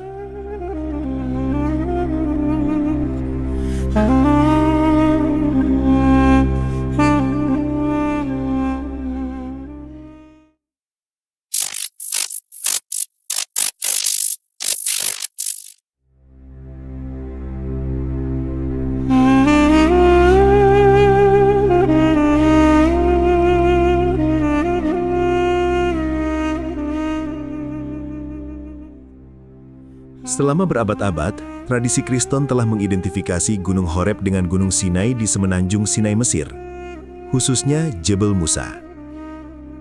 Namun identifikasi ini adalah produk tradisi Kristen abad keempat, bukan berdasarkan bukti Alkitab atau arkeologis. Identifikasi ini muncul dari visi pribadi Konstantinus dengan motivasi yang kompleks, legitimasi religius, kontrol geografis, ekonomi dari ziarah, kesatuan otoritas gereja negara. Namun, analisis geografis yang cermat terhadap teks Alkitab menunjukkan inkonsistensi signifikan. Mari kita gunakan pendekatan geografis untuk mengevaluasi kembali lokasi Gunung Horeb. Bukti pertama, konteks pengembalaan Musa. Keluaran 3 ayat 1 mencatat, Musa mengembalakan kambing domba Yitro, mertuanya imam di Midian. Ia menggiring kambing domba itu ke seberang padang gurun, lalu sampailah ia ke gunung Allah, yakni Gunung Horeb. Pertanyaan mendasar muncul. Seorang pengembala tidak akan membawa kawanan ratusan kilometer melintasi padang gurun yang keras. Frasa ke seberang padang gurun dalam bahasa Ibrani menunjukkan perjalanan ke wilayah yang masih dalam jangkauan wajar pengembalaan, bukan ekspedisi lintas negara. Wilayah Midian secara historis terletak di Arabia Barat Laut, di sekitar Teluk Akabah bagian timur, sekarang Arab Saudi Barat Laut. Ini dikonfirmasi oleh beberapa ayat. Keluaran 2 ayat 15, Musa melarikan diri dari Mesir ke tanah Midian. Bilangan 31 ayat 1-12, kampanye militer melawan Midian dari timur Yordan. Hakim-Hakim 6-8, orang Midian menyerang dari timur. Kesimpulannya jelas, jika Musa mengembalakan di Midian, Arabia Barat Laut, Gunung Horeb seharusnya berada di wilayah Arabia Barat Laut, bukan di semenanjung Sinai yang berada ratusan kilometer ke barat melintasi Teluk Akabah. Bukti kedua, perjalanan Elia. 1 Raja-Raja 19 ayat 3-8 mencatat, lalu pergilah ia ke Bersheba, kemudian ia berjalan sehari penuh ke padang gurun. Bangunlah, makanlah, sebab perjalananmu masih jauh. Lalu bangunlah ia, makan dan minum, dan oleh kekuatan makanan itu ia berjalan 40 hari 40 malam lamanya, sampai ke Gunung Allah, yakni Gunung Horeb. Mari kita pahami konteks perjalanan ini. Elia baru memenangkan pertarungan dramatis melawan 450 Nabi Baal di Gunung Karmel. Tetapi Ratu Izebel mengancam ia. Elia takut dan melarikan diri ke Bersheba, kota paling selatan Yehuda. Di sana, dalam keputusasaan, ia berdoa, "Ambillah nyawaku." Malaikat Tuhan datang 2 kali dengan roti dan air, berkata, "Bangunlah, makanlah, sebab perjalananmu masih jauh." Kemanakah Elia sebenarnya pergi? Ke Gunung Horeb, tempat yang sama di mana Musa bertemu Allah dalam semak berapi, tempat di mana 10 perintah Allah diturunkan. Elia tidak melarikan diri sembarangan. Ia mencari jawaban fundamental di tempat asal wahyu Israel. Mari kita lakukan analisis geografis. Titik awal, Bersheba, kota paling selatan Yehuda. Jarak dari Bersheba ke Jebel Musa, Sinai tradisional, sekitar 400-450 km. Jarak dari Bersheba ke Jabal Al-Laus, Arabia Barat Laut, sekitar 600-700 km. Waktu tempuh, frasa 40 hari 40 malam. Untuk Sinai, 400 km dibagi 40 hari, sama dengan 10 km per hari. Sangat lambat, tidak masuk akal dengan penekanan malaikat, perjalananmu masih jauh. Untuk Arabia, 600 km dibagi 40 hari, sama dengan 15 km per hari. Masuk akal untuk seorang yang mengalami trauma, sendirian, melintasi padang gurun yang keras. Perjalanan Elia 40 hari 40 malam menunjukkan perjalanan yang sangat jauh, yang lebih mendukung lokasi di Jabal Al-Laus, Arabia, dibandingkan Jebel Musa, Sinai. Bukti ketiga, kedekatan Yitro dengan Musa. Keluaran 8 ayat 5 mencatat, Yitro datang menemui Musa di Gunung Allah ketika Israel berkemah di sana. Jika Yitro dari Midian, Arabia Barat Laut, lebih logis jika gunung itu berada dekat wilayahnya, bukan ratusan kilometer jauhnya di semenanjung Sinai. Bukti keempat, perjalanan dari Horeb ke Kadesh Barnea. Ulangan 1 ayat 2 menyebut, dari Horeb 11 hari perjalanan melalui jalan pegunungan Seir sampai Kadesh Barnea. Ini adalah penanda geografis dalam pidato perpisahan Musa kepada generasi kedua Israel yang akan memasuki Kanaan. Musa sedang mengingatkan mereka tentang rute yang seharusnya ditempuh 40 tahun yang lalu. Seharusnya perjalanan hanya 11 hari dari Horeb ke Kadesh Barnea. Dari sana tinggal masuk ke tanah perjanjian. Tetapi karena ketidakpercayaan mereka di Kadesh Barnea, Israel dihukum berkeliling 40 tahun di padang gurun. Dari 11 hari menjadi 40 tahun. Yang penting untuk analisis geografis, rute yang disebutkan melalui jalan pegunungan Seir. Seir adalah Edom, wilayah pegunungan di timur Arabah, sekarang Yordania Selatan. Lokasi Kadesh Barnea berada di selatan Kanaan, utara Sinai. Jika Horeb di Arabia, Jabal Al-Laus, rute masuk akal. Dari timur, melewati Seir, kemudian ke barat menuju Kadesh Barnea. Jalur direk dan logis. Jika Horeb di Sinai Selatan, Jabal Musa, rute tidak masuk akal. Harus naik ke utara dulu, lalu ke timur ke Seir, baru turun lagi ke barat selatan ke Kadesh Barnea. Rute memutar yang tidak logis.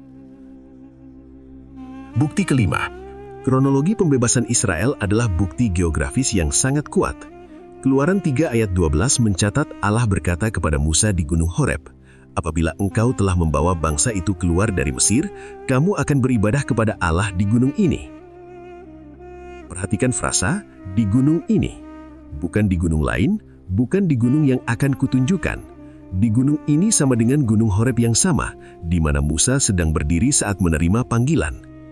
Artinya, Allah sudah merencanakan sejak awal untuk membawa Israel kembali ke gunung yang sama. Gunung adalah tujuan akhir Eksodus. Pertanyaan krusial, jika Horeb di Sinai, barat Teluk Akabah, mengapa Israel harus menyeberang laut jika tujuan masih di sisi barat? Mengapa tidak langsung jalan darat dari Goshen ke Sinai? Tetapi jika Horeb di Arabia, timur Teluk Akabah, Israel harus menyeberang Teluk Akabah untuk sampai ke Arabia. Pembelahan Teluk Akabah bukan detur. Ini adalah bagian dari rute langsung ke tujuan. Rute logis sama dengan Goshen, Mesir, keluar menuju Tenggara, menyeberangi Teluk Akabah, tiba di Arabia, perjalanan ke selatan melalui padang gurun Arabia, Midian, Gunung Horeb, Jabal Al-Laus. Musa tahu persis tujuannya sejak awal, membawa Israel kembali ke gunung yang sama, gunung di mana dia bertemu Allah pertama kali, di Midian, di Arabia. Dan di gunung inilah, Jabal Al-Laus, Musa menerima 10 perintah Allah, wahyu kedua, di tempat yang sama dengan wahyu pertama. Kronologi pembebasan Israel adalah bukti geografis yang sangat kuat. Jika Horeb di Sinai tidak perlu menyeberang laut, inkonsisten dengan Midian, rute tidak efisien. Jika Horeb di Arabia, menyeberang Teluk Akabah adalah keharusan geografis, konsisten dengan Midian, rute linear dan langsung, gunung yang sama. Ini bukan hanya konsisten, ini adalah satu-satunya rute yang logis secara geografis dengan teks Alkitab. Satu rencana, satu gunung, satu tujuan. Gunung Horeb di Arabia, Jabal Al-Laus. Bukti keenam. Kesaksian Paulus. Bahkan dalam Perjanjian Baru, Paulus secara eksplisit menempatkan Sinai di Arabia. Galatia 4 ayat 25 menyatakan, Hagar melambangkan gunung Sinai di Arabia. Ini bukan metafora. Paulus, seorang rabi yang terdidik dengan baik, tahu persis di mana gunung Sinai sebenarnya. Kesimpulannya, berdasarkan seluruh analisis ini, lokasi Horeb berada di Arabia Barat Laut, Jabal Al-Laus. Horeb sendiri bermakna gunung yang dekat dengan kediaman Imam Yitro di Midian yang terpisahkan oleh padang pasir. Gunung itu dalam bahasa Ibrani disebut Har Elohim, yang berarti rumah Allah. Dan di Gunung Horeb inilah wahyu diterima. Musa dalam Keluaran 3 serta 33 sampai 34, Elia dalam 1 Raja-Raja 19 sampai 9 sampai 13. Mari kita jujur, tidak ada dokumen kuno yang menyatakan secara eksplisit lokasi koordinat Gunung Horeb. Identifikasi Jabal Musa di Sinai adalah tradisi abad keempat yang dimulai oleh Konstantinus, bukan berdasarkan bukti biblikal atau arkeologis dari era Musa. Tapi kalau kita gabungkan konteks pengembalaan Musa di Midian, Arabia Barat Laut, perjalanan Elia 40 hari 40 malam dari Bersyeba, jarak yang sangat jauh, kedekatan Yitro yang datang menemui Musa di Gunung Allah, rute dari Horeb ke Kadesh Barnea melalui Seir, Edom, yang logis dari Arabia, tidak logis dari Sinai. Kronologi pembebasan Israel di mana Musa membelah dan menyeberangi Teluk Akabah, kesaksian eksplisit Paulus, Gunung Sinai di Arabia, Galatia 4 ayat 25, lokasi historis Midian di Arabia Barat Laut muncul sebagai rekonstruksi geografis yang jauh lebih konsisten dengan bukti biblikal. Ini bukan spekulasi, ini adalah logical reconstruction berbasis analisis geografis teks Alkitab. Lantas, apa yang menjadi keterkaitan Horeb dengan Yesus dalam konteks dimensi maturasi Yesus? Maka kita memiliki jawaban yang menyudutkan. Jalur perdagangan Joseph of Arimathea ke Yaman melewati tepat di wilayah ini. Dan inilah saatnya dimensi maturasi Yesus terpenuhi. Tempat Musa dan Elia menerima wahyu. Dan di tempat inilah, Yesus akan mengikuti jejak dua nabi terbesar Israel, naik ke gunung yang sama, menerima wahyu di tempat yang sama.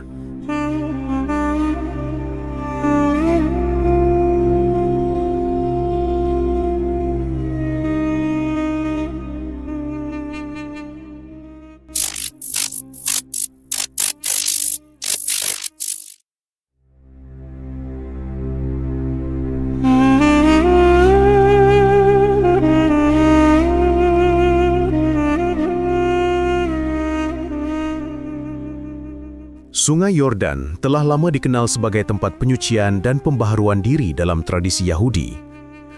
Air yang mengalir dianggap sebagai simbol kehidupan yang terus diperbaharui, sebuah mikve alami, tempat manusia datang untuk meninggalkan keadaan lama dan menata ulang hati di hadapan Tuhan. Yosua 3 ayat 14-17, bangsa Israel menyeberangi sungai Yordan untuk memasuki tanah perjanjian. Air Yordan terbelah, menandai akhir pelembaran di padang gurun dan awal kehidupan baru di Kanaan. 2 Raja-Raja 5 ayat 10-14, Naaman, panglima Aram yang sakit kusta, disembuhkan setelah mencelupkan dirinya 7 kali di sungai Yordan atas perintah Nabi Elisa. Yordan adalah tempat penyucian dan pemulihan. Mazmur 42 ayat 7, Allahku, jiwaku rebah di dalam diriku. Sebab itu aku mengingat Engkau dari tanah sungai Yordan. Yordan adalah tempat mengingat kembali perjanjian dengan Allah.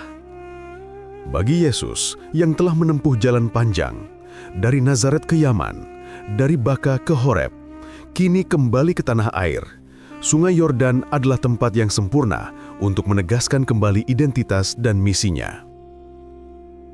Pada masa itu, banyak orang dari Yehuda dan Galilea mendatangi Yohanan ben Zakaria, Yohanes Pembaptis, seorang guru yang hidup sederhana di padang gurun. Dia bukan pendeta istana atau Rabi Sanhedrin. Dia menyerukan tesyufa, yaitu pertobatan yang sejati. Bukan hanya dalam kata, tetapi perubahan cara hidup. Bukan sekedar ritual keagamaan, tetapi transformasi hati yang nyata. Baginya, baptis bukan sekedar ritual belaka, tetapi tanda bahwa seseorang kembali pada perjanjian Israel dan memurnikan niatnya untuk hidup menurut Torah. Dan inilah yang menarik. Yohanan dan Yesus adalah saudara sepupu. Lukas 1 ayat 36 mencatat bahwa Maria adalah saudara sepupu Elisabet, istri Zakaria. Elisabet adalah ibu Yohanan. Artinya Yohanan tahu siapa Yesus. Mereka bukan orang asing.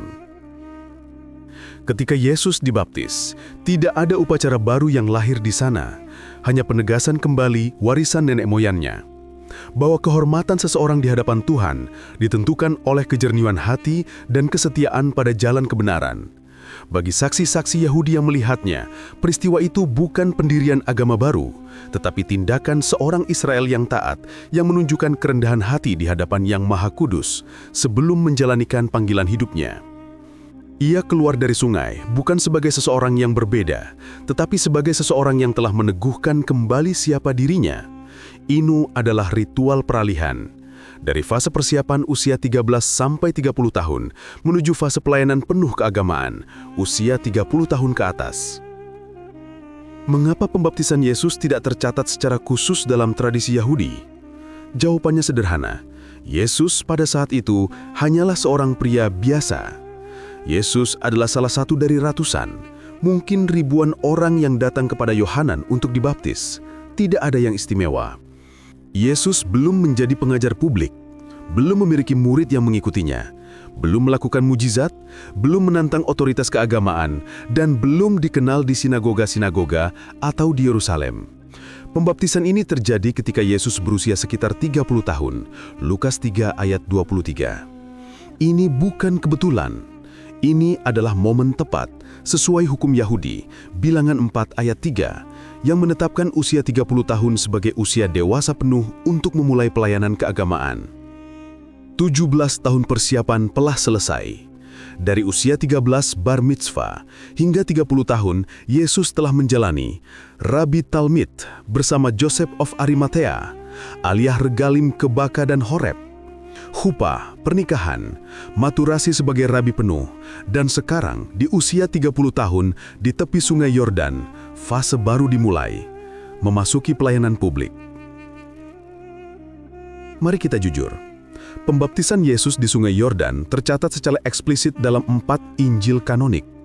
Matius 3 ayat 13-17, Markus 1 ayat 9-11, Lukas 3 ayat 21-22, dan Yohanes 1 ayat 29-34. Ini adalah fakta historis yang terdokumentasi dengan baik. Yang tidak terdokumentasi adalah konteks 17 tahun sebelumnya, perjalanan ke Arabia, Aliyah Regalim ke Baka dan Horeb, pembelajaran bersama Joseph of Arimathea. Tapi kalau kita gabungkan, usia Yesus saat pembaptisan 30 tahun, Lukas 3 ayat 23, kekosongan catatan dari usia 13 sampai 30 tahun dalam Injil kanonik, sistem Rabi Talmid yang memerlukan 17 tahun persiapan, kewajiban Aliyah Regalim yang harus dipenuhi calon rabi, tradisi sungai Yordan sebagai tempat penyucian dan peralihan, Yosua 3, 2 Raja-Raja 5, hukum Yahudi yang menetapkan usia 30 tahun untuk pelayanan penuh, Bilangan 4 ayat 3, hubungan keluarga Yohanan dan Yesus, Lukas 1 ayat 36, pembaptisan di sungai Yordan muncul sebagai momen transisi logis dari fase persiapan 17 tahun menuju fase pelayanan publik. Ini bukan spekulasi. Ini adalah logical reconstruction yang menempatkan pembaptisan dalam konteks sistem pendidikan Rabi Yahudi yang lebih luas.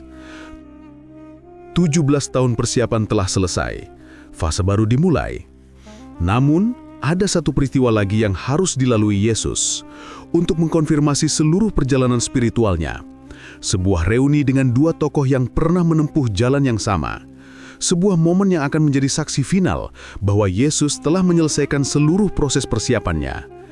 Dan momen itu terjadi di puncak sebuah gunung, bukan di Horeb, bukan di Arabia, tetapi di tanah Israel, di puncak Gunung Hermon. Di sana, 3 pejalan Horeb akan bertemu kembali.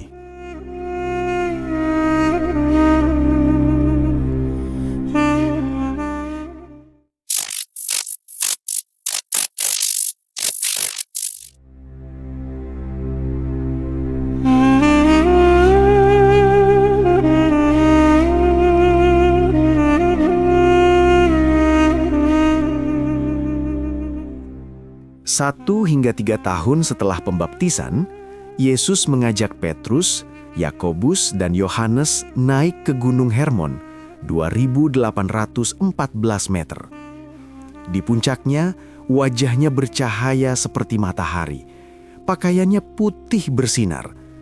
Tiba-tiba tampaklah Musa dan Elia berbicara bersamanya tentang misi yang akan digenapi di Yerusalem. Mengapa hanya Musa dan Elia?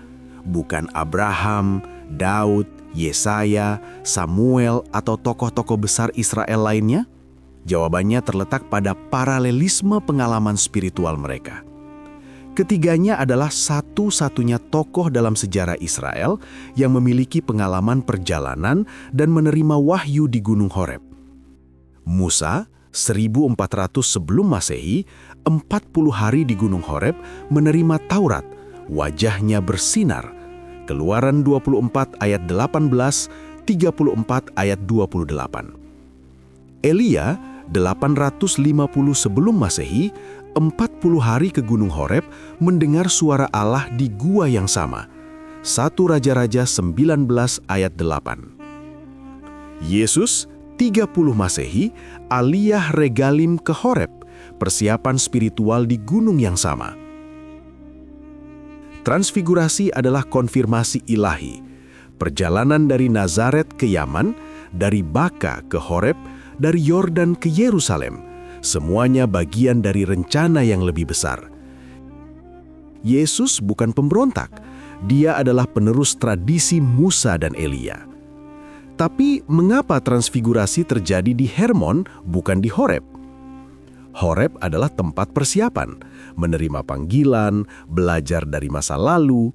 Hermon adalah tempat konfirmasi, transisi menuju pelaksanaan misi. Saat turun dari gunung, Yesus berpesan, Matius 17 ayat 9, "Jangan ceritakan penglihatan ini sebelum Anak Manusia bangkit dari antara orang mati." Mengapa? Misi belum selesai. Jika berita ini tersebar, orang akan mengharapkan Mesias yang menggulingkan Roma, bukan Mesias yang harus menderita terlebih dahulu. Mari kita jujur, transfigurasi di Gunung Hermon tercatat secara eksplisit dalam 3 Injil sinoptik. Matius 17 ayat 1-13, Markus 9 ayat 2-13, Lukas 9 ayat 32-36. Ini adalah fakta historis yang terdokumentasi dengan baik. Yang tidak terdokumentasi secara eksplisit adalah mengapa hanya Musa dan Elia yang muncul dan apa makna paralelisme ketiga tokoh ini.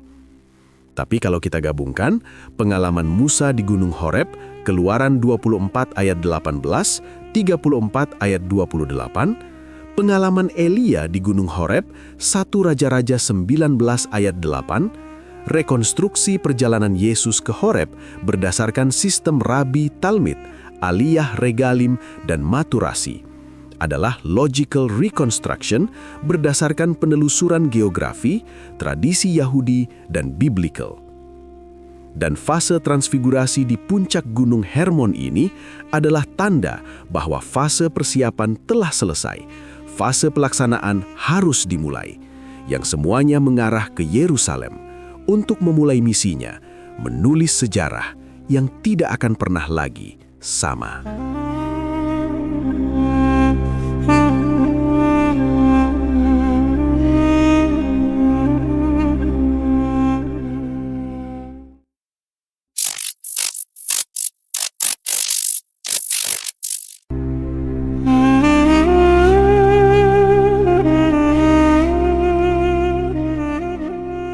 Penelusuran ini bukan tentang membuktikan atau membantah iman siapapun.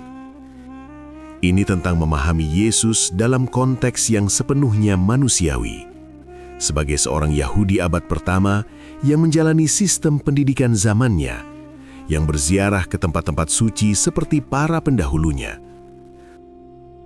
17 tahun yang hilang itu bukan kekosongan, tetapi periode persiapan yang sangat intensif. Belajar dari mentor terbaik, berziarah ke tempat-tempat suci Musa dan Elia, menyaksikan dunia melalui perjalanan internasional, menjalani kehidupan sesuai tradisi rabi, transfigurasi sebagai konfirmasi ilahi.